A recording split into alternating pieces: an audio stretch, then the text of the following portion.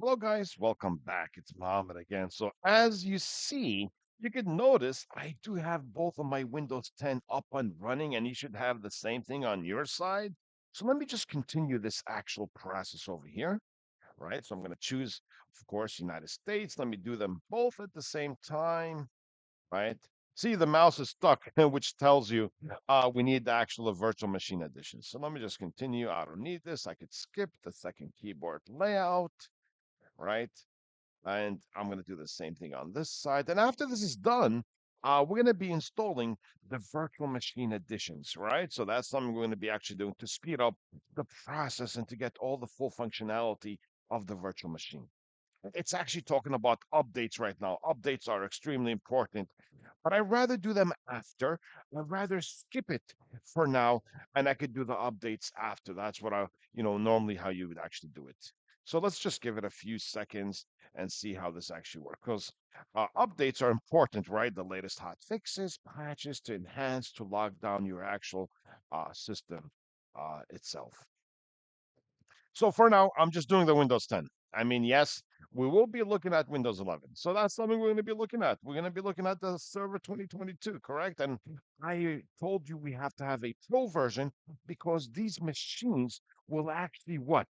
Will be joining the actual domain, right? So the Windows 10 itself, that's a pro version, and the 2019 is a standard edition, right? That's what we have, an actual standard edition, but it's the desktop experience, right?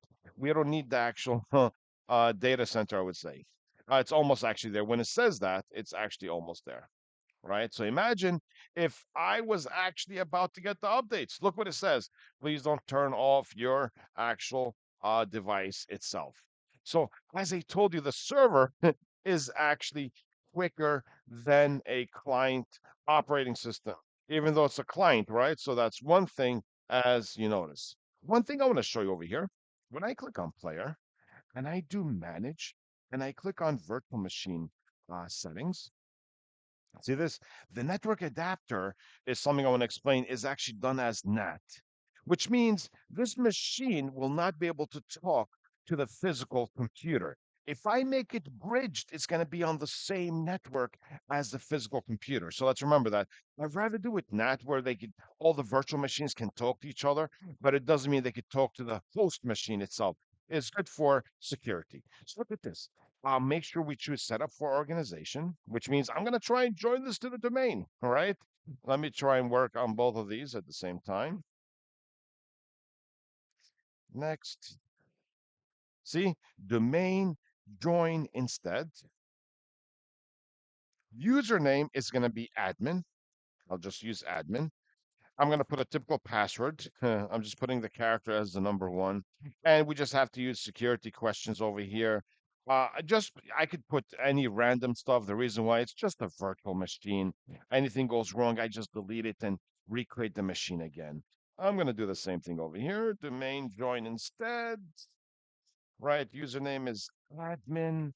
And I'm going to put the same actual password for both.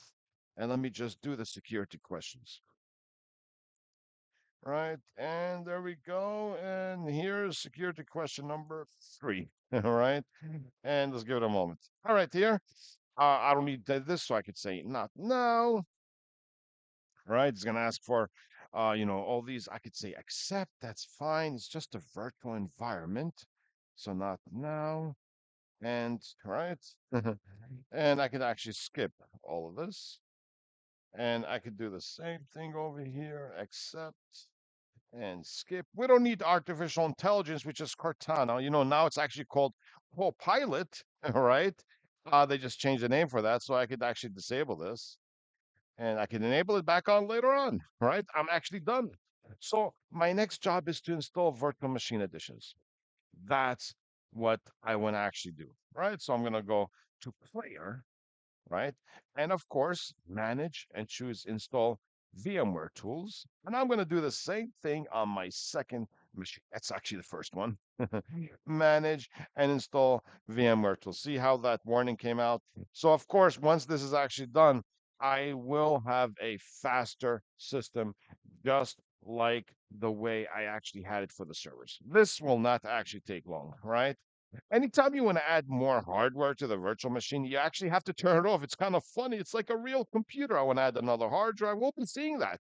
So you will see me like, yes, we'll be turning off an actual virtual machine as it's an actual real computer. All right. So we treat the virtual like a real actual computer.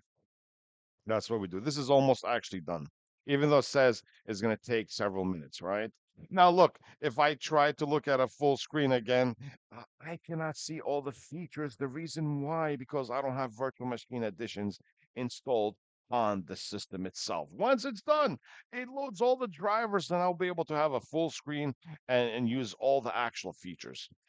When it reaches this section, leave everything to us. It says almost there right now. You know what that means? That means it's actually done. So this is a good process. Let me take a look at my next one. So they're actually at the same section, which is actually good. Right. So from here also you could shut down, you could suspend, you could restart. If I go to player power, if it's stuck, I could restart. You probably see that from some labs, removable devices. That's where I get the ISO, change this, disconnect that. So there's different settings as you see over here, right? On the virtual machine itself. So let's just give it a moment until this actually logs on. And I'm just going to go ahead and launch the virtual machine edition. So it's the same category as my server. Then we'll set. It's like, yes, we have our client server network, but we did not install any roles, any features. Nothing is actually hosted on the servers, right? Nothing is hosted on the servers at all. That's the thing. So now my servers are set up. My clients are actually set up. Why would I need two servers? Why would I need two clients? You're going to start realizing there's reasons why I'm actually doing this because there are some things that I need to have two machines, especially for restrictions and policies. And another server is actually for fault tolerance.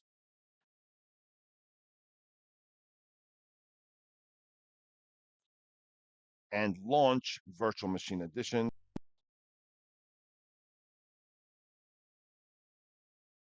Slow. Right?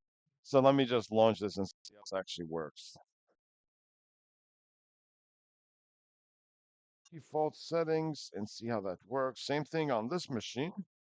Let me actually launch it, right? And here I'm going to launch and open it and run the setup. Same thing.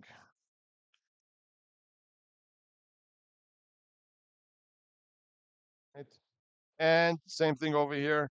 I'm going to click on yes. It should open up and take the default configuration, just like what I did on that virtual machine. So this should come up soon.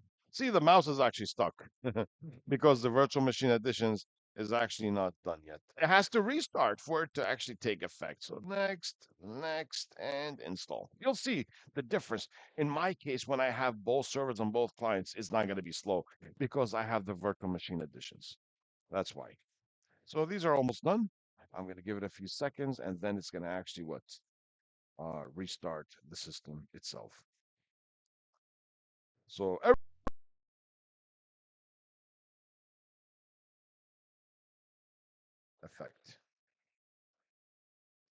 Let's give it a moment. This is actually almost done. This is actually the when it finalizes it. So okay, let me go back to this machine.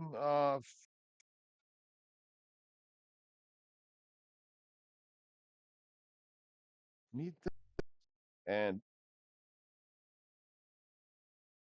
good right now.